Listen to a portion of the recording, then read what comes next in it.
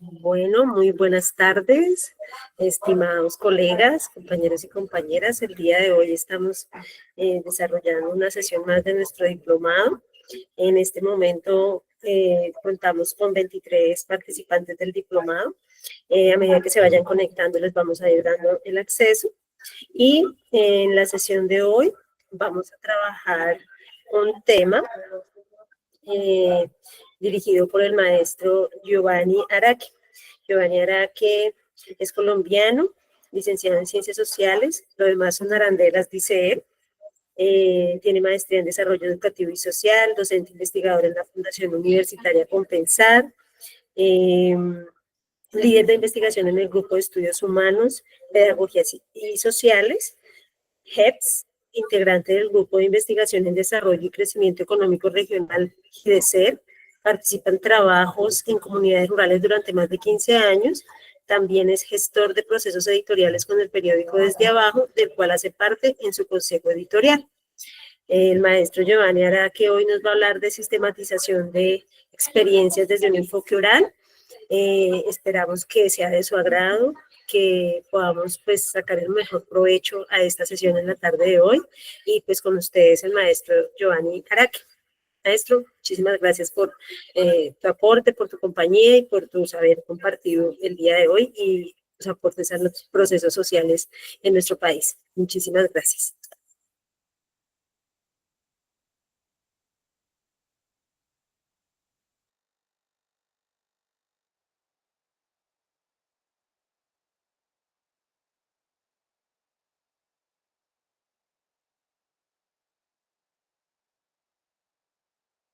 No, señora, no lo escuchamos. Oh, no se escucha.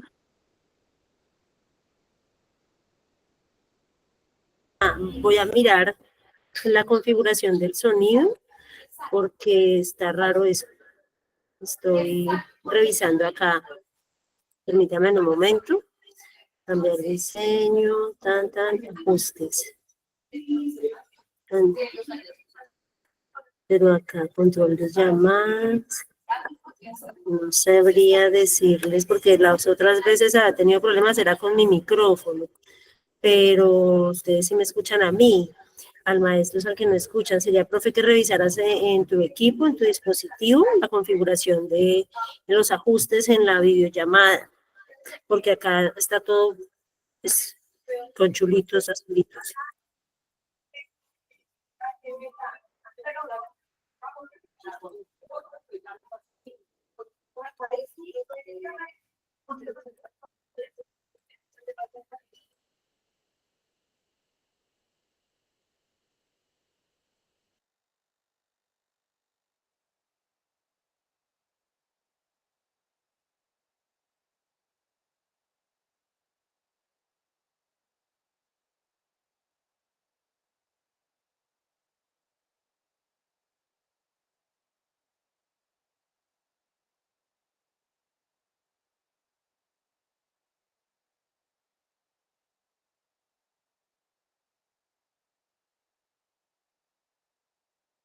Profe, para el audio.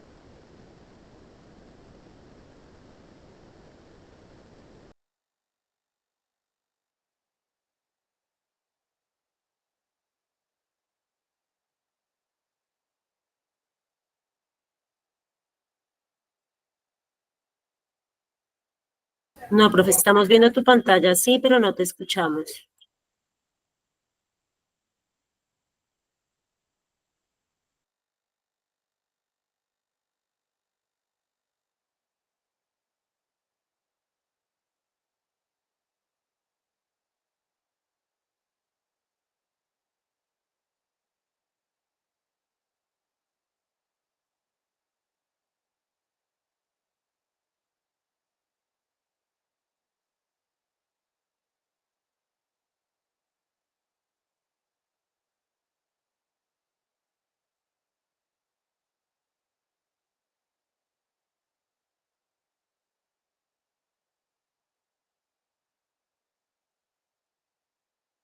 Nos permiten un momentito, yo estoy dando los accesos, estamos mirando el tema de audio del maestro, ¿vale? Unos minutitos.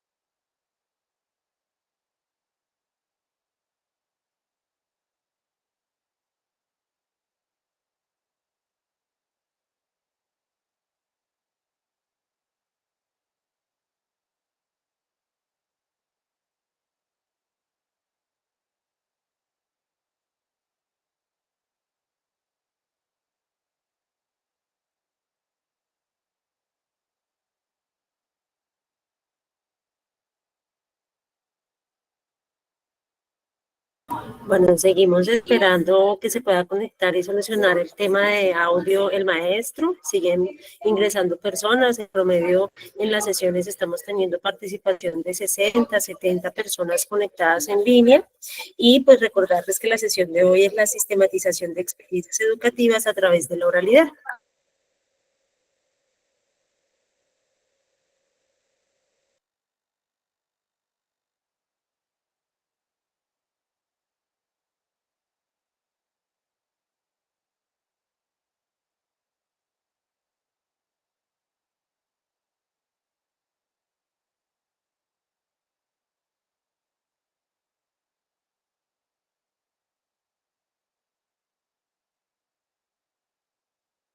Otro lugar o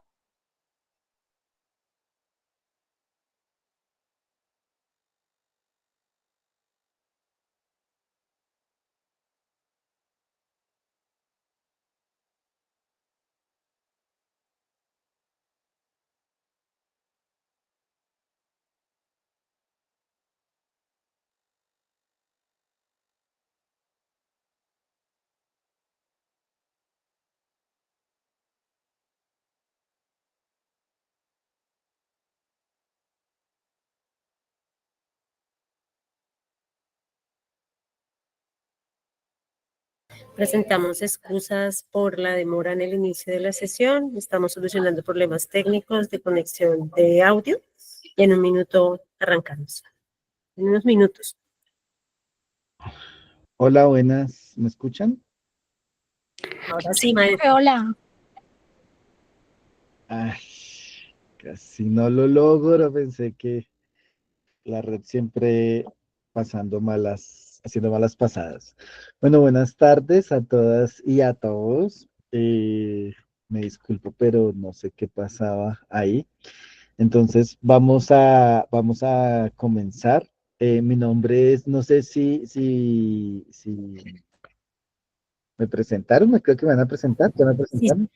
yo hice la presentación, pero hagámosla de nuevo porque ya se han ido conectando más, ya estamos sobre 40 participantes y en el momento en que lo hice habían 20 y algo. Entonces, hagámosla de nuevo, ¿vale, maestro? Vale, Giovanni gracias. Ara, colombiano, licenciado en Ciencias Sociales. Lo demás son arandelas, dice el maestro.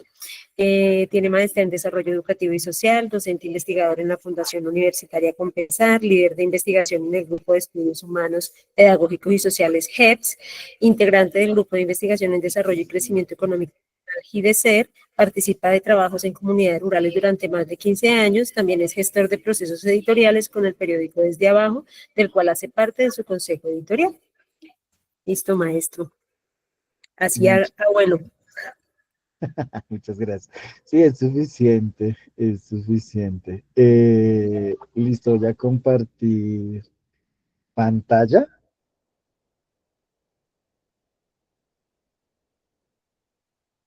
¿Están viendo mi pantalla ahí? Sí, señor. Sí, ya se visualiza. Vale, digamos que básicamente yo les voy a compartir una experiencia que he tenido en el trabajo comunitario con comunidades indígenas y campesinas. Yo trabajo en la parte del Bichada, en un triangulito entre el Meta, el Bichada y el Casanare con unas comunidades, pero también digamos que he trabajado en, en otros espacios en la ciudad. Pues yo trabajo en Bogotá, en una universidad, como investigador de la Facultad de Ciencias Sociales. Y digamos que pues estos últimos 10 años he venido pues trabajando en diferentes proyectos de investigación de todo tipo y en diferentes lugares del país. Y digamos que poco a poco se ha venido desarrollando una forma de trabajo con la oralidad, ¿cierto? A través de los audios que espero ser claro y poderles transmitir pues como las inquietudes que tengo con respecto a esta forma de trabajo que es más bien emergente. Seguramente digamos que hemos escuchado sobre la sistematización de experiencias. Ay, entonces les voy a dar un poquito de contexto sobre la sistematización de experiencias y después les voy a contar como un poco de esa experiencia que he tenido con documentos orales, con la oralidad, con los audios y digamos que es como lo que quisiera presentarles hoy, como este trabajo con audios, con la oralidad vinculada a la sistematización de experiencias. Entonces, digamos que estas formas de trabajo, me gusta recordar siempre esta frase de Freire que dice, ¿qué conocer? ¿Cómo conocer? ¿Para qué conocer? ¿A favor de qué y de quién conocer? Y por consiguiente, contra qué y contra quién conocer son cuestiones teórico-prácticas y no intelectualistas que la educación nos plantea en cuanto a acto de conocimiento. No hay, por eso mismo, especialistas neutros, propietarios de técnicas también neutras, no hay metodólogos neutros. En Cartas a Guinea-Bissau de Paulo Freire. Eh, digamos que estas formas de trabajo que se van repitiendo y se constituyen como en una forma de hacer las cosas, en un método, por supuesto, digamos que están situadas en los contextos sociales y deberían dar cuenta de ellos, ¿no? Creo que metodologías, formas de trabajo es lo que tenemos en América Latina como una fortaleza, ¿cierto? En contextos rurales, comunitarios, de educación popular, etcétera. Y creo, digamos, que es necesario mantener firme esa idea de que no son formas de trabajo neutral, ¿cierto? Digamos, de que están situadas, de que tienen unos propósitos, de que tienen una historia, ¿cierto? De cómo emergieron, etcétera. Entonces, les voy a contar un poquito sobre la sistematización de experiencias y sobre, digamos, pues sus fortalezas, ¿no? Digamos que la sistematización de experiencias tiene una cosa muy, muy chévere y es que no surge, digamos que exclusivamente en las universidades, ¿cierto? Sino que es una forma de trabajo que se constituye en un método, luego de una metodología, algunos, digamos, quieren que se consolide en una teoría, ¿cierto? Pero que emerge sobre todo en las comunidades eclesiales de base, en los barrios, alrededor de la educación popular, ¿cierto? Digamos que sí, la investigación clásica está preocupada por la generación de nuevo conocimiento. Digamos que la sistematización de experiencias pone su eje principal en el fortalecimiento de la comunidad, ¿cierto? Digamos que, claro, hay otras metodologías también vinculadas, pero creo que aquí el lugar que se le da a la teoría es muy importante. Y digamos que pasa por esa capacidad de autocomprensión que es este recuadrito aquí amarillo, que puede producir lecturas novedosas sobre la propia práctica, ¿no? Sobre esa autonomía interpretativa.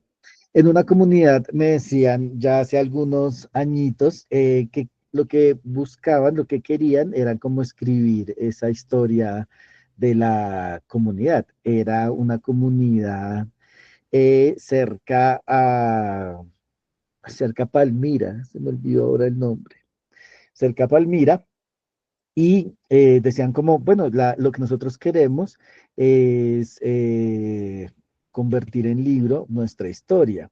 Entonces lo que hablábamos en los diálogos que teníamos era, bueno, listo, pero entonces esa historia, ¿quién la va a hacer? Entonces, bueno, pues decían ellos, nosotros tenemos un recurso para contratar pues a un profesional, a un historiador o a alguien de ciencias sociales y pues que haga esa historia, ¿cierto?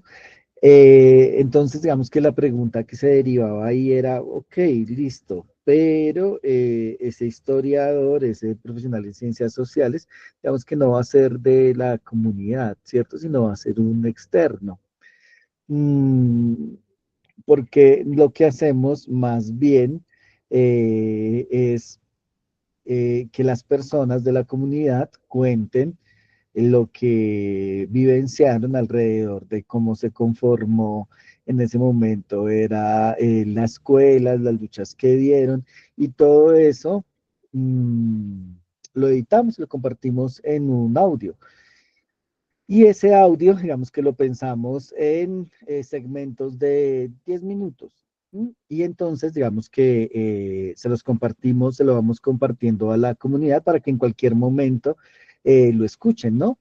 Seguramente puede tener una potencia mucho más fuerte y seguramente va a garantizar que esa historia esté más viva porque digamos que cuántas personas leerían un librito de 100 o 150 páginas sobre la historia de la comunidad, ¿no? Digamos que no es tan fácil por la relación que tenemos con la lectura y con la escritura. Entonces, digamos que pasó una cosa, digamos, pues muy linda también, y es precisamente esa puesta en valor de la oralidad. Digamos que es mucho más fácil si uno le dice a cualquier persona, escríbame una página, una, dos o tres, sobre su experiencia, ¿cierto? En el contexto en el que esté. Esa persona seguramente digamos que puede ser complejo que logre escribir si no hace parte pues, de ciertos circuitos que han permitido desarrollar cierto tipo de escritura, pues no solemos enredar mucho en eso y puede que finalmente no se logre. Pero si uno le dice a esa persona, cuénteme sobre su práctica, digamos que ahí la persona fluye increíblemente, ¿no? Con ejemplos, con la estructura de su narración, etcétera. De hecho, eh, precisamente, y aquí me adelanto un poco, en el periódico, digamos, en el que yo participo, teníamos un problema y es que las voces del periódico casi siempre eran desde Bogotá, casi siempre de Bogotá, porque era muy difícil, digamos, que en las regiones conseguir a alguien que escribiera. Eso no quiere decir, digamos, que no existan, ¿cierto? Sino que donde se producían ciertas noticias que nos interesábamos, las comunidades, digamos, que pues no tenían como apropiada la escritura, entonces finalmente esos artículos nunca lograban llegar al periódico y entonces, pues digamos que el periódico no se publicaba o el periódico no se publicando, sino el artículo no se publicaba o pues lo que ocurría era que pues se terminaba escribiendo desde Bogotá y entonces empezó a ensayar pues diferentes formas de trabajo para que digamos que esa voz quedara, que pues hiciera parte del periódico. Entonces empezamos a crear un protocolo sobre audios, ¿cierto? Sobre cuéntenos qué fue lo que ocurrió, tenga en cuenta esto, no trate de hablar de cierta manera, mantenga las marcas orales, no intente, digamos, hablar como otra persona, sino pues inténtelo a través de su propia oralidad. Y entonces lo que ocurrió, lo que comenzó a ocurrir fue precisamente, digamos, que la gente empezó a hacer unos ejercicios de reportería en audio, ¿cierto? Que después se transcribían, se ajustaban y se le reenviaban a las personas para que lo revisaran y pues digamos colocaran su nombre ahí pues como la autoría del artículo y eso empezó a dar muy buenos resultados, ¿cierto? Porque se conservaban las marcas orales, las formas de narración, etcétera. ¿Mm? Sin embargo, digamos que ahí, en esa experiencia, digamos, la experiencia que se tiene en ese periódico y en otros también, digamos, regionales, ¿no? Hay otros periódicos en que también lo hemos hecho y se hace la convocatoria de artículos orales, ¿cierto? No el artículo escrito de 3 o 4 páginas con ciertas referencias, sino que les damos una guía que se las voy a compartir, una guía muy sencilla de cómo trabajar un documento en audio, ¿cierto? Cómo generar borradores en audio, cómo escucharse, cómo llegar a una versión definitiva y finalmente cómo enviaron. Entonces eso, digamos que empezó a habilitar muchas voces que antes pues no hacían parte, digamos, pues de estos periódicos, ¿cierto? Por ejemplo, de la ama de casa, recuerdo mucho el de un abuelito que él decía pues que no había escrito y que entonces ver su nombre en un periódico como autor de un artículo, pues le parecía como muy extraño, ¿no? Porque pues él no lo hubiera hecho. Pero también digamos que empezó a funcionar incluso con niños y con niñas. Nosotros tenemos en uno de los periódicos una sección que se llama Los libros del mes y ahí se recomienda, se hace la reseña de libros. Entonces empezamos a hacer reseñas infantiles, de libros infantiles con niños y niñas, digamos que muy pequeños, ¿no? Que todavía no saben leer y escribir, pero pues que digamos que oralmente eh, tienen una idea y una valoración sobre ciertos textos. Entonces, digamos que eso lo empezamos a vincular con la sistematización de experiencias porque efectivamente esta herramienta lo que busca es fortalecer la autonomía de las comunidades rurales, ¿cierto? Esta autonomía interpretativa, pues quién mejor que un participante de la comunidad para realizarlo. Eh, digamos que tiene distintas características, que es un poco la que se muestra en la diapositiva, ¿cierto? Digamos que en la sistematización hay una potencia, ¿cierto? De hecho, viene validándose en los espacios académicos, primero digamos que se validó como en los espacios comunitarios y populares y ha ganado como cierto nivel de relevancia en las universidades y en los procesos educativos, etcétera, tanto en la escuela urbana como en la rural, pero digamos que lo importante es que es una herramienta que flexibiliza, se podría decir, o está un poquito más allá. Ay, alrededor, digamos, de esos rituales de la escritura, ¿cierto? Que a veces no nos permiten, digamos, como entrar en ellos, ¿no? Entonces nosotros lo que hicimos fue abrirle la puerta precisamente a esos mecanismos de la oralidad. Digamos que estas son como tres características digamos que la teoría ocupa como el nivel más alto del conocimiento en otras metodologías y en esta forma de trabajo, digamos que la teoría es como es posible tenerla o no. Eh, digamos que bajo esta visión, como decía, esta es la sistematización o una forma de trabajo se puede constituir en método, en metodología o en teoría, ¿cierto? Es decir, que si nos damos cuenta, la teoría es un punto de llegada, ¿cierto? Digamos que no es un punto de partida. El punto de partida es la experiencia o incluso digamos que en diferentes sistematizaciones de experiencias, digamos que son viables, son posibles de hacer sin un diálogo con la teoría, ¿cierto? Mm, digamos, sin embargo, cuando ocurre, pues digamos que yo he participado gracias a la universidad y otras organizaciones en diferentes experiencias, pero digamos que cuando la teoría no es el punto de partida, sino es el punto de llegada, hay un diálogo digamos, como más horizontal con esos saberes, ¿cierto? Porque ya vienes, digamos, desarrollando unas formas de validación de la experiencia, de autonomía interpretativa, que te permite relacionarte de otra manera, pues, con esa teoría, ¿no? Es ante todo, y en esto insistimos mucho, en que es una forma de trabajo, ¿cierto? Digamos que todo el tiempo nosotros y nosotras estamos desarrollando formas de trabajo en el contexto social en donde estemos, sea académico o no, ¿cierto? Digamos como unas rutinas, ¿cierto? Que se van repitiendo, ¿m? Y que se van convirtiendo precisamente método, en una forma de hacer las cosas, ¿cierto? Una forma de trabajo que se empieza a repetir, se empieza a convertir en un método, ¿cierto? En una forma de hacer las cosas.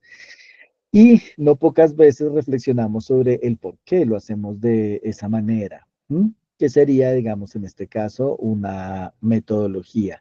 Y ese cuarto momento, que es discutir con otras ideas, que pueden ser ideas teóricas o ideas de otros interlocutores, eh, digamos que se ubica en ese último proceso o paso digamos, en esta idea de la sistematización de experiencias. Digamos que esto pareciera, mm, digamos que no ha sido tanto, ha sido producto de la reflexión, pero ha sido más el producto de reflexión sobre el hacer, ¿no? Porque lo hemos visto funcionar en diferentes contextos, con ejercicios de historia oral, con ejercicios de escritura. Digamos que lo importante, por ejemplo, con los ejercicios de historia oral que hemos realizado es que casi siempre la oralidad se ve como una antesala a la escritura, ¿cierto? Se ve como una antesala a la escritura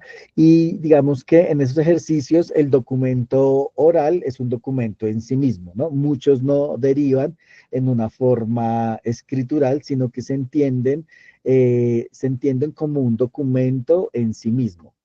¿Mm? Como un documento en sí mismo. Creo que eso es muy, muy importante, ¿cierto? Entonces, estas formas de trabajo en las que hemos participado, en donde están alrededor de la historia de las comunidades, alrededor de la práctica pedagógica, alrededor de las memorias barriales, alrededor de la escritura de artículos de niños y niñas y jóvenes y adultos y tercera edad.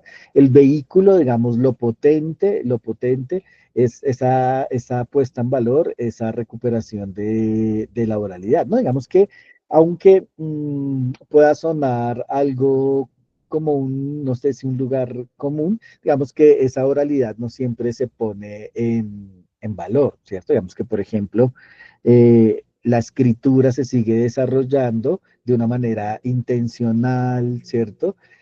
A lo largo de la vida académica en la escuela, por ejemplo, pero no de esa misma manera la oralidad, ¿no? Seguramente de manera transversal, implícita, pero digamos que la oralidad no es un asunto, digamos, que se trate de una manera fuerte y se intencione y se construya y se direccione en la escuela o en la universidad o en otros espacios, ¿cierto? Nosotros tenemos un plan que incluso el profe Jairo participó en eso, un plan nacional de lectura, escritura y oralidad, ¿cierto? Digamos, pero las políticas públicas,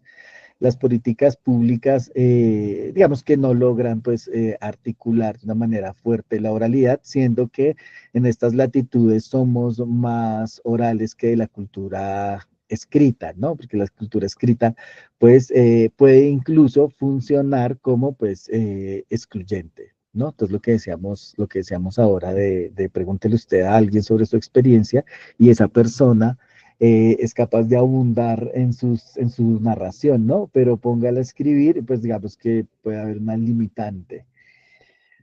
Bueno, entonces digamos que un poquito del contexto sobre esta herramienta, digamos que la sistematización de experiencias, si bien es una forma de trabajo, ¿cierto? Que se constituye pensaría uno que más como una respuesta, ¿cierto? Una respuesta desde las comunidades que como una propuesta académica desde las universidades, ¿cierto? Sino más como una respuesta desde esas comunidades eclesiales de base, como decía ahora, o en estos contextos de educación popular, tiene sin embargo, digamos, una fuerte raigambre en la historia de América Latina. Digamos que hay diferentes personas que nos hablan de esa historia, como Oscar Jara, Holiday, como Marco Raúl Mejía, como Alfonso Torres, como Lola Sendales, etcétera, sobre, digamos, este contexto, ¿cierto? Digamos que la revolución cubana, digamos que pues es un contexto obligado de muchos cambios que se dieron en América Latina culturales, ¿cierto? Digamos que con los premios que sacaron como el premio de la Casa de las Américas, por ejemplo, en la modalidad de testimonio, que precisamente lo que buscó fue validar esos testimonios como como parte de la historia oral de los pueblos, ¿no? Ahí ustedes pueden encontrar textos clásicos como Si me permiten hablar, que es el relato, el testimonio de una mujer sobre las minas de Bolivia. Está eh, Mi nombre es Rigoberta Menchú y así me creció la conciencia, y bueno, distintos textos en América Latina que se hicieron visibles gracias pues a este impulso que dio el testimonio y la oralidad en el contexto de la Revolución Cubana sobre la particularidad del contexto latinoamericano, ¿cierto? Eh, digamos, y como respuesta a esos modelos de intervención social y comunitario, ¿cierto? Con una perspectiva de transformación y que pues necesariamente tuvo unas implicaciones teóricas, epistemológicas y metodológicas, ¿no? Y que sobre todo permitió visualizar, digamos, como la no neutralidad de la no neutralidad, digamos, de estas formas de trabajo, ¿cierto? Porque a veces pareciera que los métodos, las metodologías con que se trabajan en los contextos sociales y comunitarios estuvieran como desarraigadas, ¿no? O fueran neutrales. Entonces, digamos que en este contexto, digamos que la sistematización de experiencias, una de las preguntas que se hace es quién soy y por qué quiero sistematizar y cómo va a participar la comunidad allí de ese proceso. Y bueno, digamos que tiene no me voy a detener ahí, pero tiene una riqueza muy, muy importante en lo latinoamericano y en el contexto, pues, de la Revolución Cubana. Entonces, digamos que hay cinco preguntas, ¿cierto? Que uno puede articular en esto de pensar las grabaciones, para decirlo de una manera muy simple, las grabaciones en audio eh, o la oralidad. Bueno, hay diferentes categorías para pensar esa oralidad o esta historia oral o las oralituras o el patrimonio oral o el patrimonio oral inmaterial. Digamos que desde diferentes disciplinas hay como diferentes conceptos que permiten trabajar, digamos, como pues la oralidad, ¿no? Estas formas de habla o desde la lingüística, desde el arte, etcétera. Entonces, digamos que la ruta, digamos que logramos que seguimos, ¿cierto? Más bien siguiendo al profe que aparece aquí, Cogollo 2019, es que quiero sistematizar, ¿cierto? ¿Qué es lo que se define que queremos empezar a generar unos registros, una forma de trabajo con esos documentos orales? ¿Sí? ¿Y para qué quiero sistematizarlo? ¿Cierto? Entonces, digamos que esta, ay, perdón, es que me están escribiendo y me suena aquí por todo lado. Esta forma de trabajo, digamos que lo que busca es ser una herramienta complementaria a la sistematización de experiencias, ¿cierto? Y es validar estos documentos orales, ¿cierto? ¿Qué registros tengo para participar? Digamos que en un tercer momento lo que nosotros nos preguntamos son precisamente cuál es ese archivo que tenemos sobre la experiencia. A veces, digamos que antes de las grabaciones, pues se hacía ese rastreo de que había en documentos escritos, en los audios que la gente tiene por ahí grabados en cassette, o a veces, digamos, la red, archivos digitales. Digamos, como una revisión dentro de esta metódica que nos permitiera hacer las primeras grabaciones, ¿cierto? Digamos que hay un cuarto momento en que lo hacemos. Aquí hay un ejemplo muy puntual de un ejercicio que hicimos en un colegio, ¿cierto? Que es desde el 2000 hasta el 2020, que lo hicimos con los profesores de un colegio, ¿m?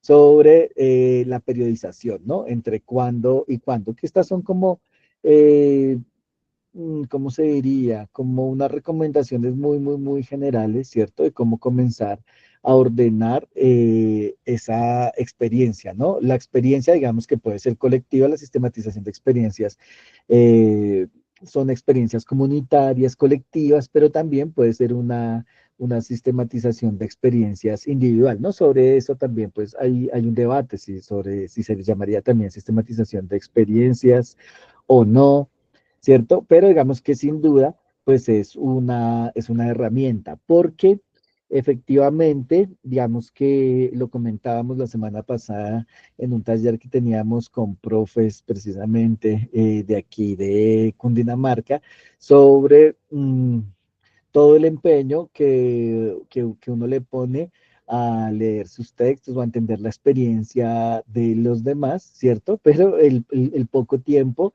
que tomamos en tratar de entender nuestro propio recorrido, ¿cierto? En los contextos sociales o comunitarios, ¿cierto? Entender cómo digamos, hemos crecido, cómo se ha desarrollado, digamos, en ese tránsito de lo social. ¿M? Digamos, y la importancia de crear esa memoria. Yo les cuento, por ejemplo, que yo ya llevo un poco más de 20 años como profesor, como docente, en distintos espacios formales y no formales. Y yo digamos que tengo grabaciones de hace 20 años, eh, de los talleres que hacía, de las clases que hacía, y los tengo, digamos, clasificados, ¿no? O sea, yo permanentemente estoy grabando como mis clases o los espacios donde participo, y me resulta, digamos, a nivel personal, muy esclarecedor, ¿cierto? Sobre cómo, digamos, de verdad uno transita en sus ideas, ¿no? Las ideas que tenía hace 20 años, hace 15, hace 10 años, y es una cosa casi mágica el escucharse, digamos, hace 20 años sobre un tema, digamos, como por ejemplo la educación, o sobre el momento álgido del país, o lo que pensaba, digamos, en ese momento sobre el trabajo comunitario, ¿no? Entonces, digamos que ese registro es siempre una memoria que permite, digamos, que avancemos en la comprensión, ¿no?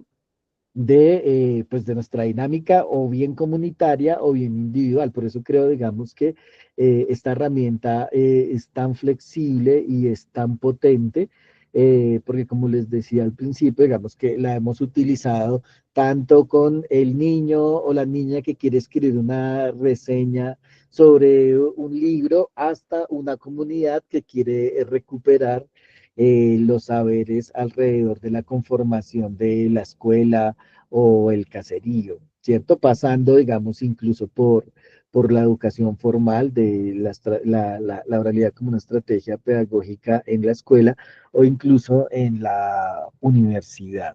¿M? Entonces, digamos que aquí, en esta experiencia que fue en un colegio, efectivamente, digamos que lo que se hizo fue recuperar como esos saberes alrededor de la educación en esos 20 años, ¿cierto? Sobre los métodos, sobre el contexto, sobre las políticas públicas, etcétera, y se hizo con docentes. Creo que eran 10 o 12 docentes, en donde se recompuso ese saber pedagógico en una escuela, ¿cierto? Y de una riqueza tremenda, porque digamos que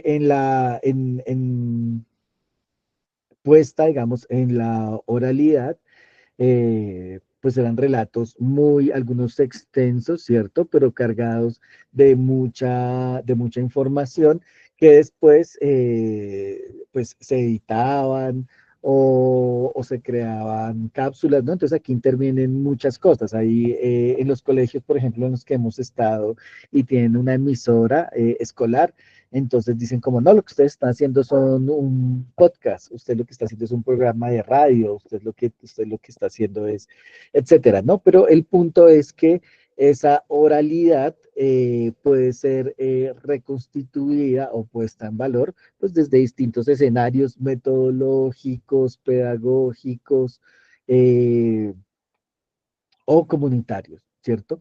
El punto es que, digamos, la sistematización de experiencias y el trabajo con la oralidad es tan flexible y tan potente que lo que hay que hacer pues es decidirse y convertirlo en una de las herramientas que tenemos de reflexión o académicas, que por supuesto, digamos que no es tampoco ningún secreto, ya se encuentra usted libros, por ejemplo, como el que hizo Freire, bueno, muchos autores, pero digamos que Freire con Ira Short, que se llama, uy, no me acuerdo cómo se llama ese libro, eh, no recuerdo, El Maestro sin Recetas, no.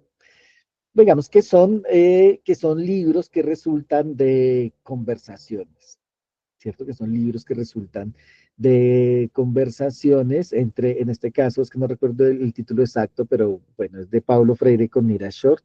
Entonces, al principio ellos pues lo dicen, ¿no? Y digamos que también tenemos autores como, por ejemplo, Estanislao Zuleta, ¿no? Que este filósofo antioqueño que sabemos que pues en realidad escribió muy poco y su obra se encuentra sobre todo en las conferencias, ¿no? Digamos como en su oralidad.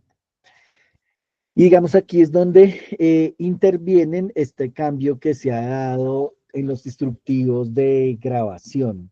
Yo no sé si aquí tengo, no, en los instructivos de grabación, ¿cierto? Si usted encuentra, por ejemplo, los dispositivos de grabación a principios del siglo, de mediados del siglo XX, en Colombia encuentra narraciones como, por ejemplo, la de ese maestro inmenso, Manuel Zapata Olivella, y quien junto con su hermana se iban por el país a hacer grabaciones de cantos, de formas de habla, del folclore, en comunidades afro, sobre todo, pero también en comunidades campesinas. Entonces lo que usted encuentra ahí es que ellos narran el cómo para obtener una grabadora tenían que hacer un préstamo, ¿cierto? Tenían que hacer un préstamo, tenían que contratar o comprar, alquilar o comprar dos mulas para la batería, ¿cierto? Que tendrían que ponerle, que tenían que colocar la batería como a por lo menos 100 o 200 metros para que no interfiriera con la grabación y que además pues tenían que comprar esos 100 o 200 metros de cable, ¿cierto? Y además pues la máquina grabadora y las cintas grabadoras. ¿Mm? Entonces, ay, Melfi está diciendo algo de Zapata. Dice Melfi, así es el cuento Un acordeón tras la reja de Manuel Zapata Olivella, aparte de esa realidad, entre otros, la presencia de la realidad volcada en escritura. No tenía ni idea, lo voy a buscar. Nosotros con la editorial sacamos un librito conmemorativo, como unas 500 páginas sobre Zapata, como sobre Zapata Olivella. Entonces eso, ¿no? Digamos que ese dispositivo, imagínate tú grabar algo en ese momento, ¿no? Necesitabas pues una cantidad de dinero importante.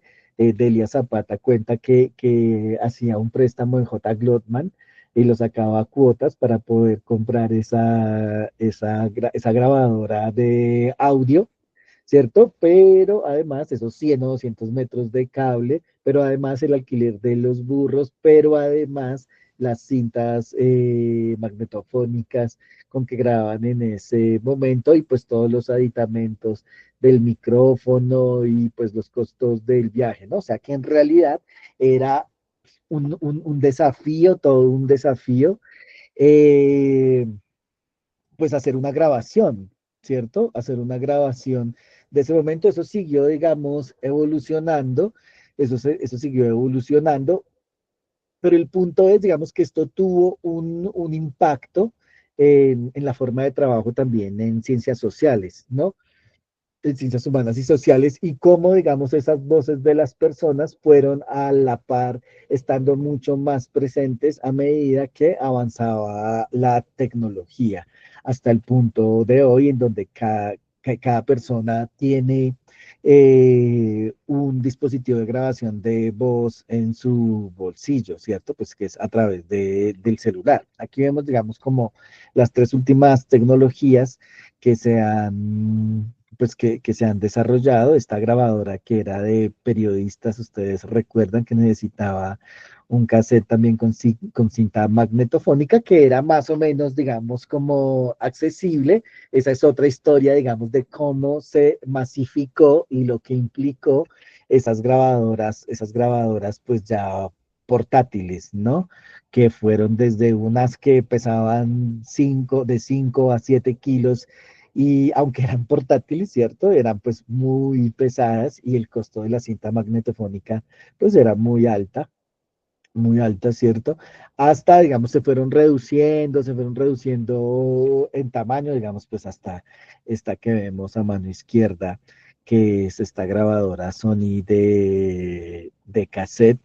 eh, que digamos, pues se utilizaba en contextos periodísticos y bueno, en diferentes contextos, y que tenía, pues digamos, ya gracias a esa masificación, eh, una posibilidad de acceso mucho más fácil que el resto, ¿m? Que el resto, pues, de las antecedentes, de sus antecesoras, más bien, ¿cierto? Y después viene la época de la digitalización. Aquí está RCA, que fue una de las que también fueron de las más baratas del mercado, que ya permitía eh, que esa grabación pues pudiera estar en el computador y diferentes procesos de edición, pero aún digamos que estaba restringido a ciertos tipos de trabajo, ¿cierto? A ciertas formas de trabajo el que la necesitara, pues si era periodista, si era estudiante, si era profesor, si iba a realizar un trabajo muy específico, pero digamos que no, no era, o sea, si bien era masiva, no era tan masiva. Lo que definitivamente masificó, digamos, estos dispositivos, pues fueron pues toda esta revolución de los teléfonos celulares que traen incluida eh, las grabadoras de voz, ¿cierto? Entonces, si lo pensamos de una manera, es como si muchas personas, o sea, es una masificación tremenda de esos dispositivos de grabación de voz, y si usted y si usted se va dando cuenta, digamos, cómo la tecnología viene cambiando y cómo eso tiene un impacto metodológico en la forma de trabajo de ciencias sociales. Si usted trabajaba, por ejemplo, con 20 amas de casa en algún proyecto de investigación, era más difícil, digamos, que usted pudiera comprar 20 grabadoras, ¿cierto?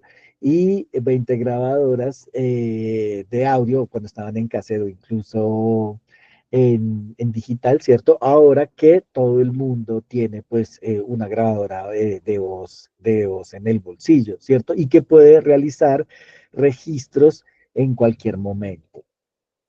Entonces, digamos que el punto, lo que quisiera sintetizar, aquí estoy haciendo como una síntesis de diferentes aspectos de la sistematización de experiencias y de los documentos orales, como para no aburrirlos en el detalle, ¿cierto? Espero que no me quede como tan brochazo, porque también quiero escucharlos y hablar con ustedes. Eh, Sobre esta forma de trabajo. Entonces, digamos que lo que me interesa de esta parte es eso, ¿no? Es, digamos, cómo esa masificación implica necesariamente, o sea, de hecho, es una herramienta que nunca había existido, ¿no? O sea, de esa manera tan masiva, ¿cierto? Y que usted le puede decir a alguien, grave en audio tal cosa, ¿no? Ahora, digamos, con las aplicaciones, incluso los últimos ejercicios que hemos hecho de unos años para acá, que es posible crear un grupo en una de estas aplicaciones, en WhatsApp, por decir, por nombrar a cualquiera, en donde está usted solo, ¿cierto? Y en donde puede grabar permanentemente, pero además enviarlos en tiempo real. ¿m? Un ejercicio parecido hicimos no sé si hoy estará conectada, hicimos un ejercicio lindo con Isabel, que ella es de Avirama, del resguardo de Avirama, si no estoy mal el nombre, en Belalcázar, en Cauca, sobre su, no la veo, sobre su experiencia como docente y como líder, digamos, del cabildo, pues del resguardo, y de una riqueza increíble, digamos, los registros que se realizaban ahorita, pues les comparto como una imagen de eso. Entonces, en este punto, digamos, es eso, ¿no? Ahí hay una tecnología que está dispuesta a ser apropiada, ¿no? Reapropiada desde tanto la metodología en las formas de trabajo de ciencias sociales, pero también por esos saberes comunitarios y rurales, ¿no? Como una forma de poner en valor esa oralidad. Nuestro proyecto para 2025 es, con algunos aliados que tenemos, es empezar a crear, seguramente existirán en algún lado, yo me imagino, ¿cierto? No creo que sea como tan novedosa, pero la idea es crear oralitecas, ¿no? Que son más bibliotecas orales y vamos a comenzar, digamos, por el municipio de Boyacá, recuperando, digamos, pues estas formas de habla y esta riqueza, pues, que tiene el español y sobre todo en Colombia, porque, digamos que los medios de comunicación masivos, pues, tienden a estandarizarla, ¿no? Estas formas de habla, en teoría, neutral. Entonces, digamos que, por poner el ejemplo de las comunidades campesinas acá, es muy difícil, es muy difícil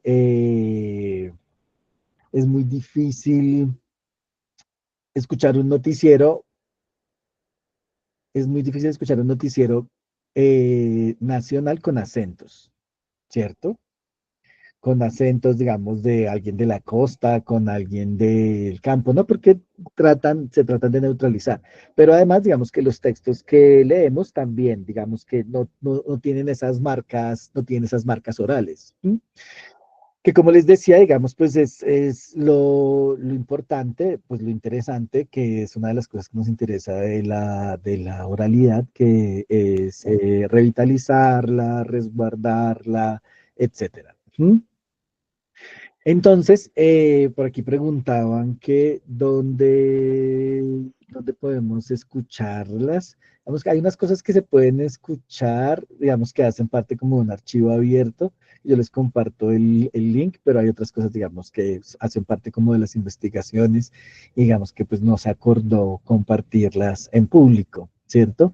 Pero en el repositorio que tenemos seguramente pueden escuchar algo sobre todo alrededor de esas historias comunitarias en donde igual están circulando por distintas formas. Entonces, digamos que el punto, como decía, es hacer evidente que aquí hay una posibilidad de trabajo, ¿cierto? Pero también de realización de memoria, pero también de sí, del desarrollo de una forma de trabajo, porque la tecnología en este momento lo permite, ¿cierto? Bueno, a ver el siguiente. Entonces, esto es yo pensaba, digamos, que iba a estar hoy conectada Isa, pero parece pues que no está.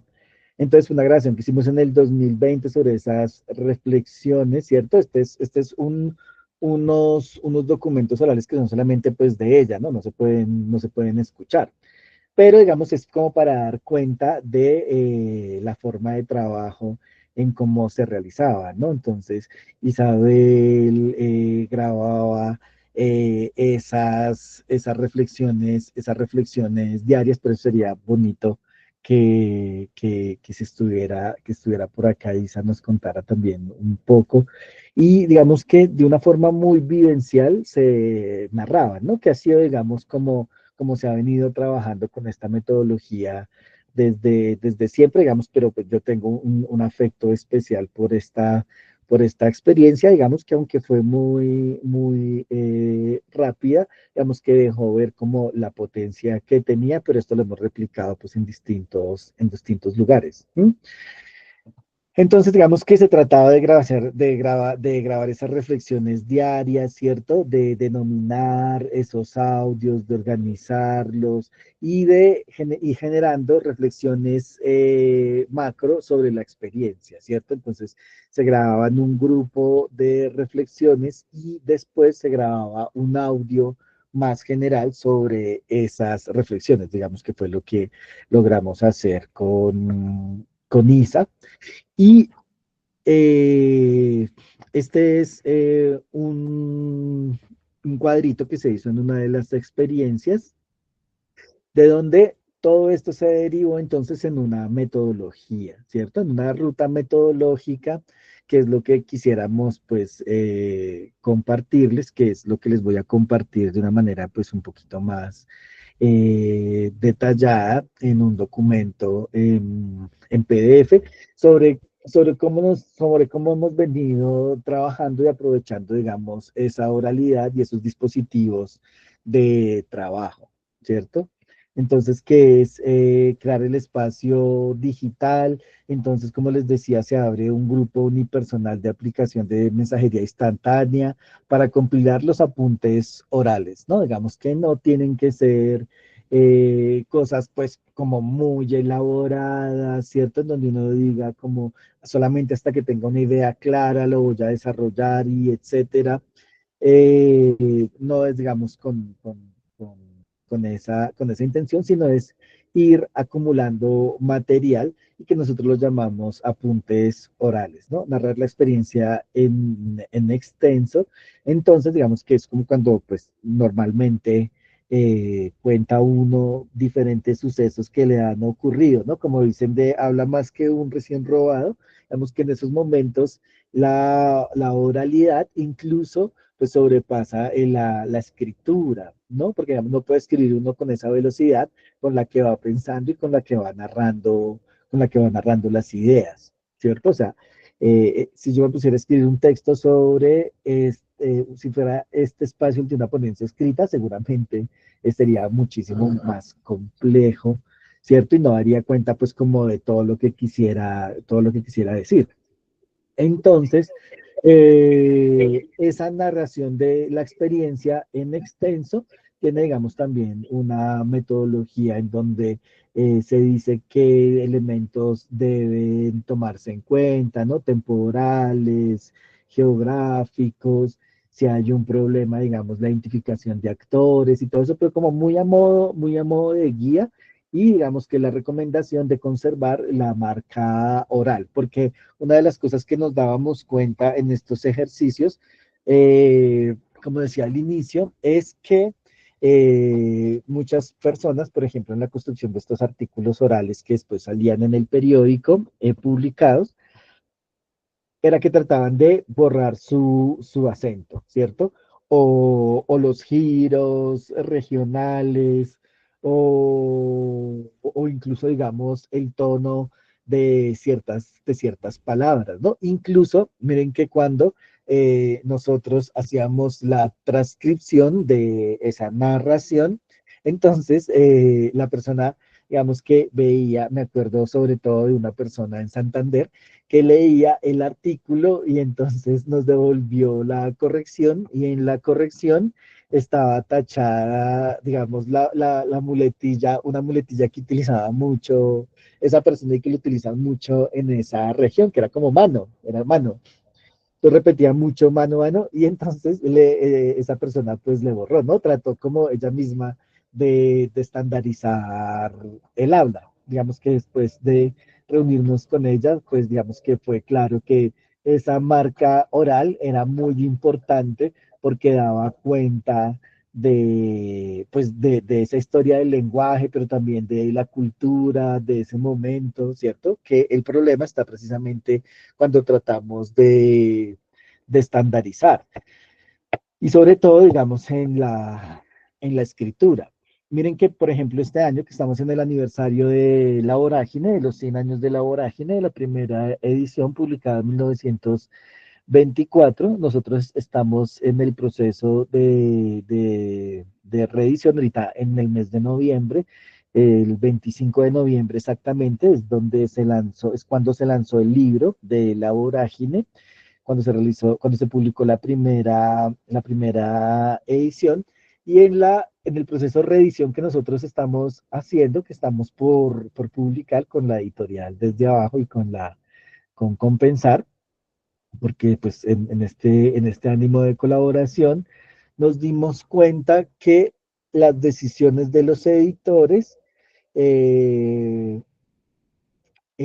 fue borrar muchas de las marcas orales que el autor había puesto de manera intencional en, en los diálogos con gente del llano o con gente de la Amazonía, ¿cierto? Entonces el autor, José Eustacio Rivera, escribía de una manera que permite recomponer el habla de ese momento en los llanos orientales, en Arauca y en Orocué, etcétera, pero que las decisiones posteriores que se tomaron, entonces borraron esas marcas orales, ¿cierto? Y la estandarizaron más a cómo se hablaría desde Bogotá, ¿cierto? Y no como se hablaría en la década del 20 en la Orinoquía o en la Amazonía, ¿no? Por supuesto, digamos que cuando hay ese proceso de estandarización, y digamos, y no fueron pocos, ¿no? Nosotros cogimos la edición original, la del 24, mentiras, la definitiva, que la definitiva es del 28, si no estoy mal, creo que del 28, ya no recuerdo. Y hicimos, digamos, el ajuste para que quedara como la versión príncipe, no, la versión príncipe no, la versión definitiva. Y fueron un poco más de 2000 correcciones, ¿cierto? Restituyendo esas formas de hablar, ¿sí? Restituyendo esas formas de hablar, que es como les digo, digamos, una de las cosas a lo que le apostamos en en el próximo año con el proyecto pues que queremos desarrollar. Entonces decía que, listo, está el narrar la experiencia en extenso, ¿no? Digamos que ahí hay una riqueza muy importante, aún sin prepararla, ¿no? Sin intencionarla, sino es la narración como salga, ¿cierto? Nosotros hemos intentado desde las dos formas metodológicas, que es primero preparar la grabación, ¿cierto? Documentarse, quizás leer algo en la red, quizás hablar algo con otras personas, y luego sí generar la grabación. Pero ha sido, digamos que mucho más enriquecedor cuando se narra la experiencia en extenso de una. Y después sí viene, digamos, como este tercer punto que se lee ahí, que es como la búsqueda de soportes, ¿no? Que es materiales relacionados con la experiencia a sistematizar, porque lo que hace es enriquecer esa narración, digamos que de hecho nosotros podemos tener en un momento determinado a partir de la experiencia. Digamos que también una de las cosas que ocurrieron con los profes decía como, bueno, me levanté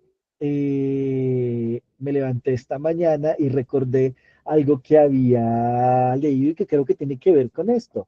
Entonces dejaba la cita de documentos que eran académicos o literarios guardadas, ¿cierto? Guardadas, digamos, como parte de su audio, ¿no? Entonces empieza a generarse como un enriquecimiento de ese documento oral, ya no solo a través de la experiencia propia, ¿cierto? Sino a través de un ejercicio, digamos, intertextual, a veces, ¿cierto? Con textos literarios o a veces incluso académicos, pero también, digamos, con otro tipo de textos que tiene que ver también con lo oral. Entonces, una profe en Cali decía, es que estaba hablando con una vecina y entonces ella me hizo caer en cuenta que cuando yo estoy contando lo de la bomba, esta bomba que estalló en Cali, no estoy teniendo en cuenta eso, ¿no? Entonces, no estoy teniendo en cuenta una cosa determinada. Entonces, digamos que ese documento, ¿cierto? Que generalmente el documento se graba y queda ahí, empieza a ser mucho más móvil y se empieza a enriquecer. Porque lo que decíamos hace un rato, ¿no? Digamos que el proceso de escritura se sigue desarrollando a lo largo, pues, de la formación de las personas o a lo largo de la vida, pero digamos que la oralidad no tanto, no de esa manera, no de una manera, eso, ¿no? Intencionada. Por ahí, digamos, tal vez la gente de derecho que hace cursos de oratoria o hace cursos sobre dicción, ¿cierto? Pero digamos que en general la oralidad no es algo que ocupe como un lugar propio de ella en estos procesos, digamos, aun cuando es una potencia tremenda, porque buena parte de nuestra memoria reposa no en los documentos, sino en esas narraciones que tenemos, ¿no? En ese proceso, entonces, en el quinto punto es a nombrar los archivos digitales, como se les mostraba ahora, ¿no? Como que van ubicando cuál es la temática central de un audio, entonces, que permite el siguiente punto, que es identificar y agrupar, ¿no? Temáticamente, ¿cierto? Porque pues uno habla sobre una experiencia y después habla sobre digamos que puede hablar sobre otra cosa y después la retoma más adelante y tal. Y esa identificación entonces permite que se vayan agrupando y pues se vayan relacionando como unidades temáticas. ¿Mm? Hay una cosa también muy importante y es esta reflexión sobre esos audios que se van grabando, ¿cierto? Que se van grabando sobre ese momento. ¿M? Yo sé que si, por ejemplo, la profe que les decía que está participando en este diplomado, Isabel, si escuchara esos audios que grabamos en ese momento, grabamos, o sea, ella, que ella grabó, pues es una cosa que no recoge únicamente esas ideas, ¿cierto? De que ella iba entendiendo sobre su práctica en ese momento pedagógica, sino también la emotividad, ¿no? La emotividad que está ahí, los sentimientos vinculados, algunas veces de sorpresa alrededor de su práctica pedagógica, otras veces pues de rabia, otras cosas pues de alegría, ¿cierto? Digamos, y ya han pasado 4 años luego de ese último ejercicio y si Isa escuchara esos audios, seguramente se sentiría ya en otro lugar, pero le permitiría entender cosas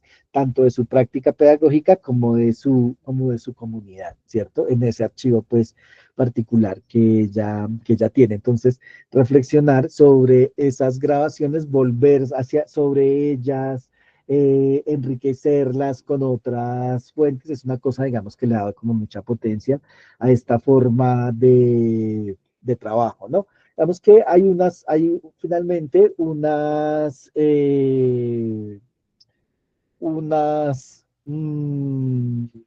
experiencias en donde el fin sí es general, el documento como tal escrito. Pero pues, no, Tirsa levantó la mano, ya va a terminar para que podamos hablar. Estoy ya a 5 minuticos de terminar. Entonces, o no sé si fue un error porque la bajó. Entonces, digamos que esa escritura,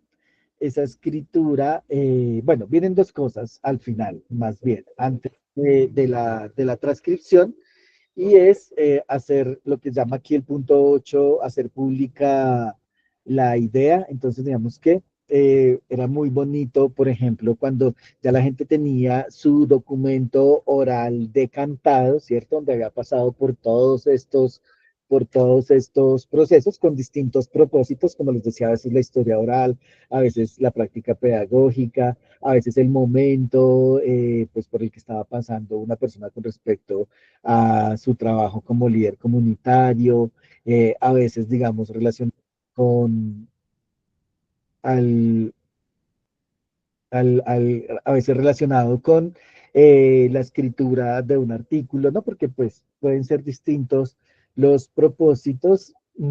Antes de hacer eso, se hacía, digamos que se le compartía el audio a una persona, digamos, pues que ellos elegían, ¿no? A dos o a tres personas que ayudaban a enriquecer esa reflexión, ¿cierto? Digamos que podría ser como un símil en la academia, como una lectura de pares, ¿cierto? Esa era como una forma de escuchar a informantes privilegiados que les permitían, pues digamos, tener ya el producto terminado y escucharlo y opinar sobre ellos, ¿no? Que hace parte pues como de la publicación. Algunos terminaron en podcast, otros en programas de radio, etcétera, y algunos, digamos, y se consolidaron ahí, ¿cierto? Solamente en el terreno de el audio, de lo oral, de lo radial, del podcast. Solamente ahí no pasaron, digamos, el tránsito a lo escrito, ¿cierto? Que pues no es el deber ser del oral siempre, ¿cierto? Sino que se quedan en el oral también, digamos, está bien. Pero hay otros que sí hicieron el tránsito hacia lo escrito, ¿no? Entonces venía otro pues proceso de edición, que es pues con el que estamos más familiarizados, y otros, digamos que se empezaban a decantar y ampliar mucho más y volvían de nuevo al, al punto 2, ¿cierto? Que era volver a transitar después de tener una versión, de tener una versión final, volver y escucharla, ¿cierto? Valorar, digamos, como otras ideas, identificar algunos puntos neurálgicos que pueden ser, digamos, sensibles, ¿cierto? Frente a un proceso, por ejemplo, de memoria comunitaria y cómo era necesario, por ejemplo, flexibilizar ciertos puntos de vista en la narración, algunas veces en no ser tan taxativo en ciertas cosas que estaban vivas, digamos, aún de una manera en el contexto, digamos, de un conflicto de la comunidad, ¿no? Y todo ese ejercicio, digamos, entonces, finalmente, lo que hacía era reavivar y revitalizar pues esa memoria, como decía, en el contexto comunitario, en los contextos de procesos de educación popular, en el contexto de la escuela o en el contexto, digamos, de los procesos de escritura de un artículo. Pues básicamente eso era lo que les quería venir a contar hoy, pues me gustaría escucharlas. Digamos que esta es como una muy breve síntesis como de lo que hemos hecho, pero lo que queríamos transmitir es cómo aquí hay una herramienta que se puede apropiar y que podemos inventarnos formas de trabajo con con esos audios, ¿cierto? Con esos documentos orales. Seguramente nos podemos inventar muchas cosas para el fortalecimiento comunitario de la práctica pedagógica en la ruralidad, teniendo en cuenta además que es muy posible que casi todas las personas, incluidos los niños desde cierta edad, cuenten con ese dispositivo y así digamos como un impacto en la masificación después de los mediados del siglo XX en la tecnología que se empezó a hacer más portátil. Hoy con la masificación total de los celulares con grabadoras de voz, seguramente le abre la puerta a una posibilidad de trabajo muy importante. Entonces, pues nada, muchas gracias y los escucho si tienen preguntas, comentarios. Bueno, se abre la participación, pues en la medida que vayan levantando la mano, maestro, muchísimas gracias por esta experiencia tan hermosa que nos has contado hoy.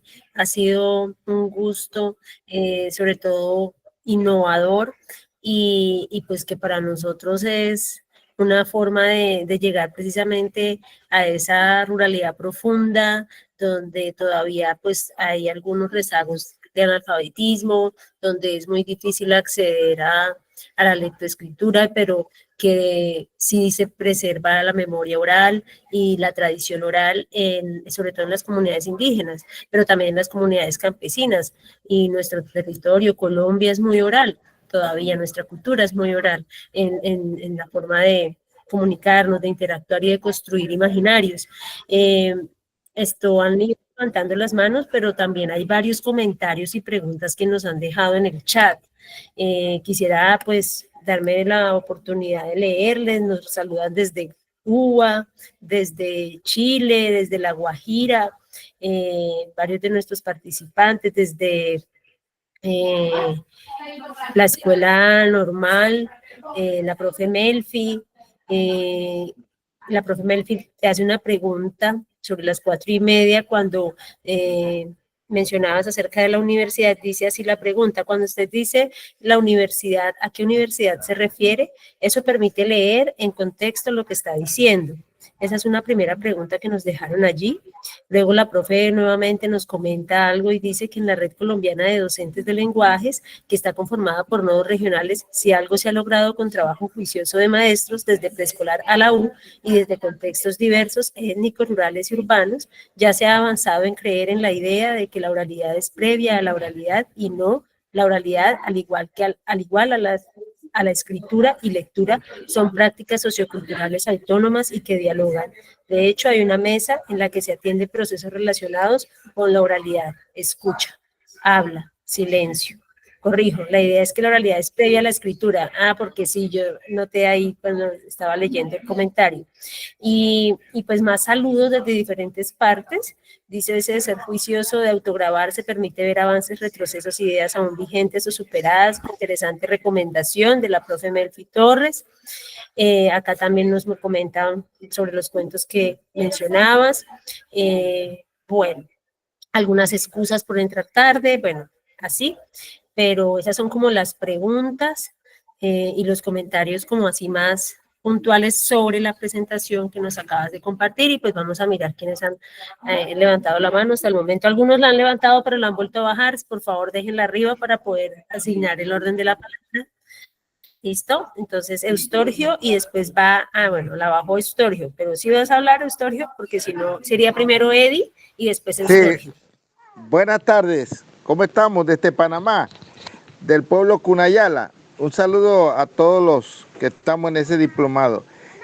Diplomado interesante y a la vez como yo indígena, que más nuestros pueblos, nuestros abuelos nos han dejado la oralidad, nuestras historias de lucha, de sobrevivencia y lo que es la literatura, lo que es la gramática, lo que es la leyenda, lo que es la música, la cosmovisión, todo esto lo tenemos en la oralidad. Y con este profesor que estamos dando esa materia, ese tema, de verdad, me anima y es más, y estoy pensando hacer en el verano que tenemos ahora como docente, bueno, hacer como no sé si es un seminario o un diplomado, porque yo siento el aprendizaje que estoy teniendo con todo lo que estamos teniendo con ese diplomado, de verdad me anima, me siento orgulloso de lo que tenemos y entonces ahora falta aplicarlo, ¿no? Ya escuchamos de la herramienta educativa donde podemos usar lo que es del contexto donde estamos, de lo que es el internet, aprovechar esto. Ahora estamos escuchando de la oralidad, cómo podemos sistematizar en podcast, en otras cosas que tenemos también. Así que esto de verdad me anima y felicito al organizador de este diplomado y al profesor que nos acaba de dar sus experiencias. Así que amigos, lo que estamos en estos colegas, de verdad, yo como docente indígena y ya entonces con esto, también yo tengo mi podcast, pero lo tengo en experimental, no lo he, como te he seguido, y entonces con esto, repito, me ha dado grandes ideas y de también aplicar en mi comunidad con mis estudiantes que tengo de primaria. Así que un abrazo desde Panamá y de verdad me enorgullezco de estar en ese grupo selecto y yo sé que somos afortunados de estar a nivel de América en ese diplomado. Así que lo que estamos en eso, un abrazo desde Panamá y bueno, es importante, yo creo que con esto de lo que es virtualidad y de la comunidad interactiva, entonces un día espero tengamos esa oportunidad y no perder, cuando terminemos ese diplomado, esperemos que formemos un grupo de educadores rurales e indígenas, intercultural, y espero estar en ello con esto compartiendo y los proyectos que también podemos hacer y de ahí replicar. Así que saludos, gracias, no sigo más porque todos quieren hablar. Gracias.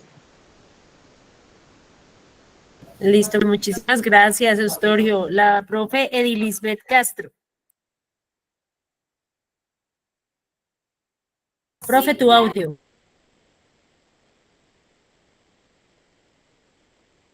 Profe Edi, no te escuchamos. Activa tu audio.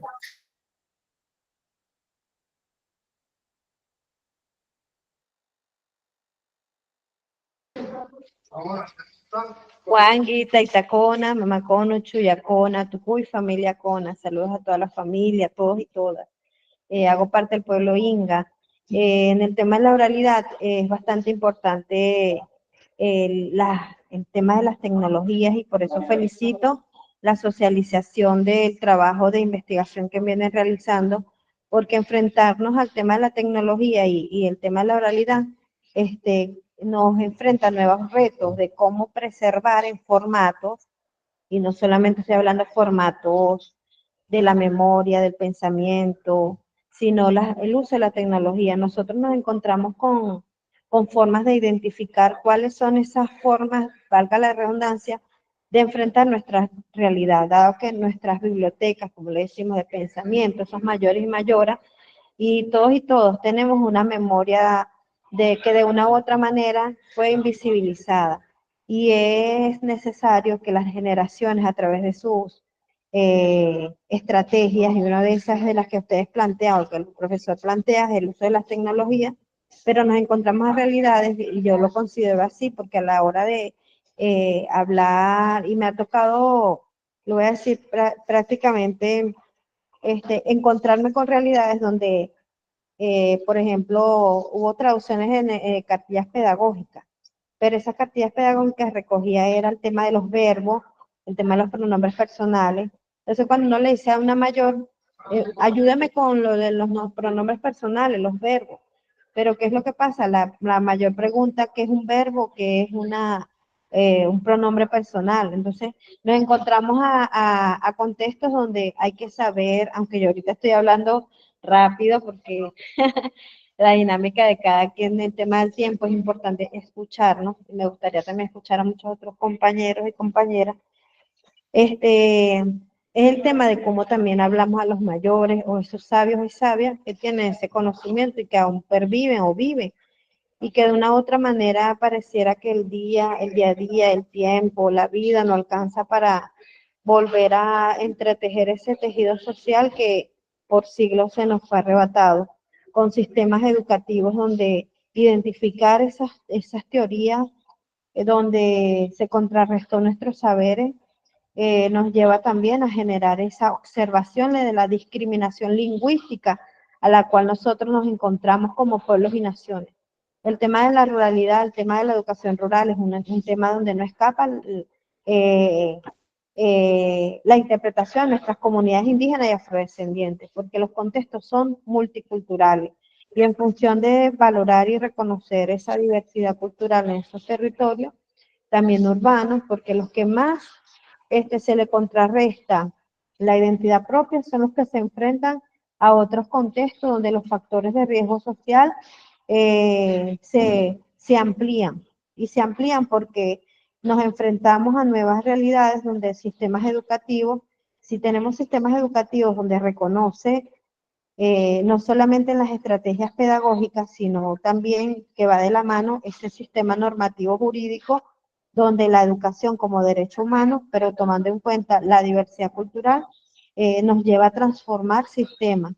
Y que recordar que la oralidad o el tema de la enseñanza no solamente parte de las aulas de clase, sino esos saberes propios de las comunidades, esos sistemas de educación propia que han enmarcado el reconocer la diversidad de especialidades y de conocimientos que aún están presentes y que de una u otra manera no podemos permitir que se sigan invisibilizando y sigan muriendo. Muchas gracias, esa fue mi participación y bueno, espero seguir entretejiendo los saberes. Muchas gracias. Gracias, profe Edith. Bueno, por el momento nadie más ha levantado la mano. Profe Giovanni, si quieres dar respuesta, retroalimentar los comentarios. Pues sí, muchas gracias a Edith por sus comentarios. Voy a comenzar por el chat. Cuando dice universidad, ¿a qué universidad se refiere? Yo trabajo en la Fundación Universitaria Compensar en Bogotá, en la licenciatura en bilingüismo, en la Facultad de Ciencias Sociales. Sin embargo, digamos que el trabajo ha sido transversal, digamos, estos últimos años y también ha estado en diferentes momentos la Universidad Pedagógica, la Universidad Nacional, algunas ONGs, incluso el periódico del que les hablaba, que es del que hago parte, que es el periódico Desde Abajo. Pero mi filiación institucional actual es, yo soy líder de investigación de UCompensar, de la Facultad de Ciencias Sociales y Educación. Melfi comentaba algo también sobre que no es anterior la oralidad frente a la escritura, sino que más bien pueden surgir de forma paralela, ¿no? Y sí, efectivamente, toda la razón, digamos que lo que hay documentado es en algunas, si la oralidad antecede a la escritura, en otras se dan de una manera simultánea o incluso, digamos que hay unas expresiones incluso pictográficas que pueden ser anteriores al desarrollo como de un lenguaje como tal, ¿cierto? Y no sé si todavía anda por ahí Melfi, no había escuchado de la Red Colombiana de Docentes de Lenguaje, está chévere pues lo que nos comentas.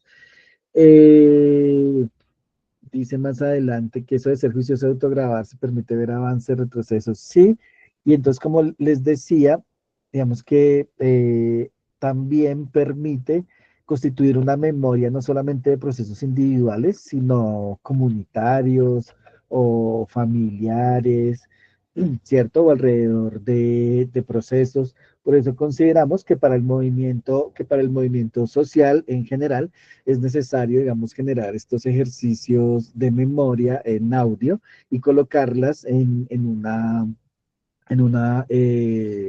oraliteca o en un lugar en donde pueda ser susceptible de ser escuchado, ¿cierto? Digamos, porque de ahí se pueden derivar o se han derivado materiales, construcción de materiales o diseño de materiales para la escuela, ¿no? Y sobre todo porque pues hace parte de la memoria de los pueblos que tanta falta hace. Aquí en Bogotá está la Casa Museo Jorge Eliezer Gaitán y adjunto hay un museo que nunca se construyó y que está en ruinas, pero lo que se proyectó que iba a ser ese museo era el Museo de Luchas Populares. Entonces iba a estar la lucha por la historia de la lucha por la educación, la lucha por la tierra, la lucha por la salud, etcétera, etcétera. ¿Cierto? Digamos que era una memoria pues del movimiento social del país y cómo, digamos, en la lucha de sus derechos había constituido diferentes dinámicas. Finalmente, digamos, ese proyecto nunca se realizó, pero sigue siendo importante, ¿cierto? Digamos que ir recomponiendo, seguir recomponiendo, porque hay mucha gente que se ocupa sin duda de esos temas e ir tejiendo esas memorias. Entonces, sí, digamos que se trata de ser juicioso y autograbarse, pero no olvidar que también digamos que esto es una herramienta pensada para procesos comunitarios y pues en educación popular y formal y no formal. Ay, yo no he copiado esto de lo de Manuel Zapato Olivella, ya lo voy a copiar para buscarlo.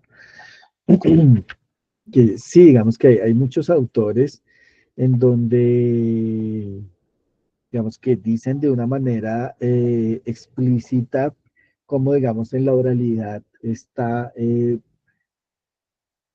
¿cómo se diría? Como la potencia, ¿cierto? Pues de toda la tradición oral, de cuentos, de música, etcétera, ¿no? Incluso Freire, digamos, en un textico lo anticipa, ¿no? Dice como, oiga, habría que pensar mucho más esta oralidad, que ya sabemos que pues está ahí, cierto que se ha venido trabajando, pero cómo la ganamos para los procesos comunitarios y pues populares. ¿Dónde podemos escucharlas? Les voy a pasar como un link bueno, aunque el link, lo que pasa es que estamos en el proceso de construcción de la propuesta de investigación para el otro semestre, entonces están haciendo como unas adecuaciones a un sitio chiquitico que tenemos en donde se pueden encontrar algunos ejemplos de ese trabajo con oralidad, pero de quienes pues han autorizado, pero sin duda, digamos, yo voy a estar acompañando pues el diplomado a veces en la moderación, entonces antes de que se termine el diplomado seguro les comparto el lugar, el site cuando ya esté listo. Chin, chin, chin. Sí, muchas gracias, experiencia, más experiencia. Hola, tenemos como extensión, no, de Tlaxcala. Un saludo desde INSA, la asistencia, listo. Pues eso, digamos que, digamos que me gustó mucho escuchar a Eustorgio sobre este impulso que siente, digamos, y las ideas que se le pueden derivar pues de escuchar como esta pequeña intervención y esta propuesta de, de trabajar más con esos saberes que tienen las comunidades, ¿cierto? Así como las poblaciones, los niños, las niñas, las mujeres, los ancianos, las ancianas, etcétera, porque finalmente se trata de eso, ¿no? No puede ser esta metodología, puede ser cualquiera, pero la idea es que sí hay una riqueza ahí tremenda. En este proyecto de este año lo que vamos a tratar de hacer en el proyecto de investigación es que, como decía hace un momento, se deriven materiales para la escuela, ¿cierto? Digamos que alrededor de esas narraciones comunitarias se conviertan no solamente, digamos, en un audio que puede ser escuchado por la comunidad y compartido y etcétera, sino que además entren a la escuela y se puedan construir materiales alrededor de esas narraciones. ¿Mm? Vamos a intentar de editar un librito con las tradiciones, con parte de las tradiciones orales que se logren visibilizar ahí, pero sin duda, digamos que lo que hay ahí es un campo tremendo de trabajo, ¿cierto? Para el fortalecimiento, pues, del movimiento social. Y también, digamos que celebro mucho, digamos, la intervención de Eddie. Estaba aquí yo tomando atenta nota a lo que estaba diciendo. Muchas gracias. Maestro, muchísimas gracias. Pues por el momento no tenemos más manitos levantadas en la llamada, ni más comentarios en el chat. Igual, pues quisiera hacer algún comentario para cerrar y tiene que ver con el hecho de que compartimos ese gusto por la sistematización, porque pues en ese ejercicio nos encontramos desde el movimiento pedagógico en el departamento del Tolima, haciendo una apuesta de sistematización sobre experiencias pedagógicas alternativas que desbordan ese marco institucional con ese enfoque como tan neoliberal, ¿no? De medir pues la eficiencia y la eficacia en el manejo de los recursos y de los tiempos y de todo lo que implica el sistema educativo formal. Y por eso y llamas la atención reiterativamente diciendo es que esto es una apuesta y es una herramienta y es una base para los movimientos sociales. Reivindicar que ha sido precisamente esa gran inteligencia social la que también ha sido referente incluso para darle forma a la institucionalidad y a las apuestas. Para mí es muy importante haber estado hoy en esta moderación, pues porque realmente ese referente de la oralidad es muy bonito y facilita mucho los procesos. Nomás miremos la referencia que hay hoy en día en el sistema de justicia con los procesos orales, que agilizan mucho más los procesos que cuando nos sentábamos a transcribir las audiencias o los testimonios o las reuniones, lo que fuera. Y hoy en día los dispositivos electrónicos incluso facilitan la transcripción de audio a texto. Entonces, pues es un ejercicio y es un salto grandísimo en el ejercicio de investigación, pero pues no teníamos, yo por lo menos no tenía ese referente tan actual para el ejercicio de la sistematización. Entonces, estoy muy agradecida, maestro, por ese compartir de porque realmente nos va a apoyar muchísimo los procesos que estemos desarrollando en nuestras aulas, en los territorios, con las comunidades, en el movimiento social. Y pues gracias a todos también por la participación el día de hoy, por estar aquí en una sesión más, ya casi cerrando nuestro diplomado, y por sus aportes y su motivación. Muchísimas gracias. No sé si, maestra, quieres decir algo, ya yo cierro. No, muchas gracias a ti por acompañarnos en la moderación y a todas y todos los asistentes. Voy a dejar mi correo aquí en el chat por si alguien me quiere contactar y mi teléfono por si alguien quiere escribirme para alguna cosa. Bueno, Listo, muchísimas gracias. bueno, buena tarde, que estén bien.